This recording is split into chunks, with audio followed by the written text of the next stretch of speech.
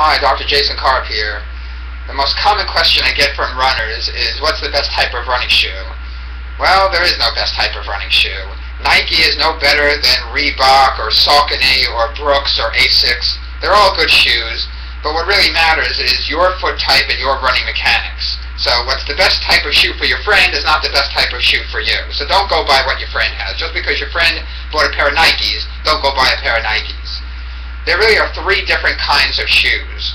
Cushioning or neutral shoes for people who have a neutral position in their foot when it lands on the ground, who don't pronate very much. Then the middle of the road shoes, the stability shoes, which are for runners who pronate a little bit too much and need a little bit more stability.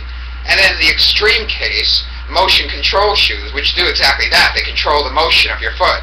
And so those shoes are for people who, when they land on the ground, they overpronate, or the foot rolls inward much too much, and that can cause potential injuries if that's not corrected. It's pretty easy to figure out which kind of shoe is which. You can tell just by looking at them. On the medial side of the shoe, the inner side of the shoe, there'll be rubber by the heel. For a cushioning or neutral shoe, usually that rubber is white, and it's compressible. If you press your thumb into it, you can easily push on it. It's very soft. Stability shoes usually have a firmer rubber material, and it's firmer to the touch when you press on it. And then motion control shoes usually have a lot more material on the medial side of the shoe because it's got to prevent you from rolling inward. So it's a much harder, much firmer material that is not compressible when you press on it. So next time you go into a store, look at the different kinds of shoes. First, know what your foot type and running mechanics are. Do you have a low arch, a medium arch, or a high arch?